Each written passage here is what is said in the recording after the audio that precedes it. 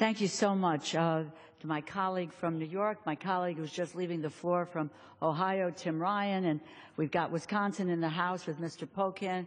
Mr. Tonko, thank you for taking the lead on this effort, and I can't tell you how proud I am to join with men and women in this body who understand what is going on in the lives of working families today. They are struggling.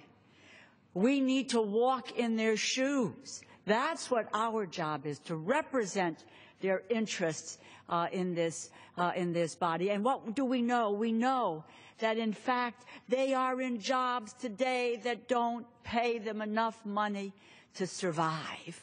And that's why we are organized and taking on a process which can do nothing but to harm them in the future. And all of us who are engaged in this effort have been long supporters of the President and the administration.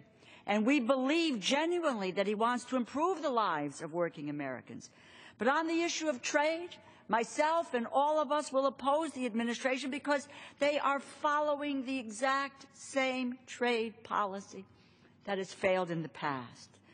But the administration claims that the Trans-Pacific Partnership will bring jobs back to the United States, raise our wages.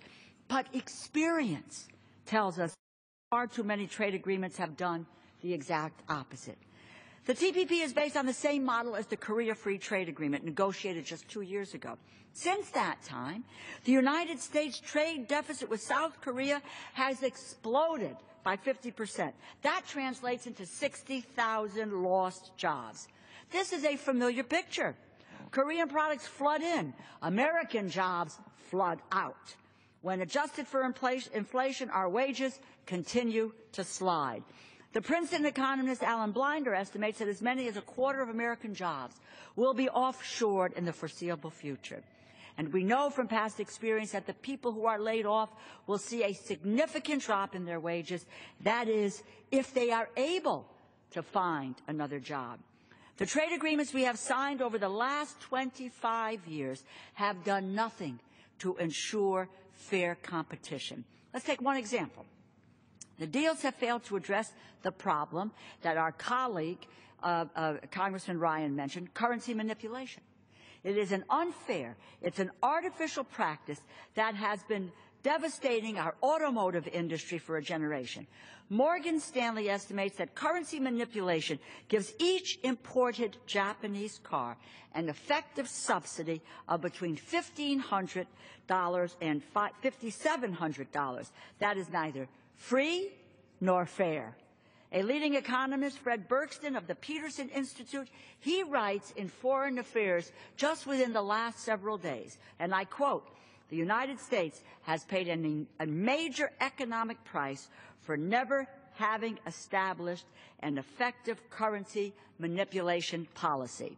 In the last Congress, 230 members, both Republicans and Democrats, wrote to the United States Trade Representative to demand the inclusion of a strong and enforceable currency manipulation chapter in the Trans-Pacific Partnership Agreement. So far, we have been ignored and dismissed.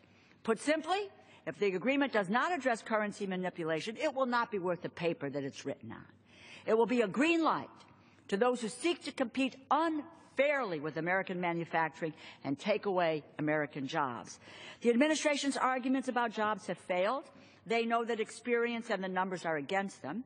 So instead, as with past trade agreements, we hear the fallback arguments based on foreign policy. If you listen to the representative today in the Senate Finance Committee, Mr. Froman, he talked about the danger of China, the specter of China. In the State of the Union, the President said that the TPP would help us counter China's growing influence. This is clearly not the case.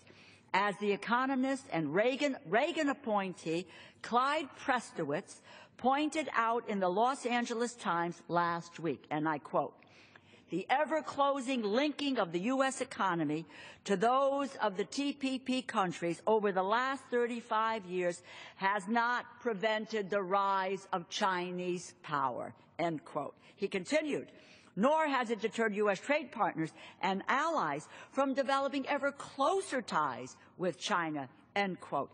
They will not stop doing so just because we sign a trade agreement. In reality, the argument about China is nothing more than an attempt to distract the American public with scare tactics, and that we're going to take on China. The administration should be above this kind of fear-mongering. Throughout this process, the administration has chosen not to consult Congress fully. Members of Congress have been denied access to the full text of the agreement. The American people have been cut out of the negotiations. And in the State of the Union, the President asked the Congress for fast-track promotion authority. A key part of granting that authority has always been the negotiating guidelines that Congress gives to the administration. That's our job, to provide the negotiating guidelines. But the Trans-Pacific Partnership has already been under negotiation for years, first under President Bush and now under President Obama. Earlier today, the U.S. Trade Representative told our colleagues in the Senate that he expected a deal, quote, in the next small number of months. How can the Congress give guidance on a deal that we have never seen? A deal that is, to all intents and purposes, already done? Once again, we see fast track for what it really is. It's an attempt to cut the Congress out of the process altogether. We should not stand for this, and when we get that fast track bill, we should vote it down.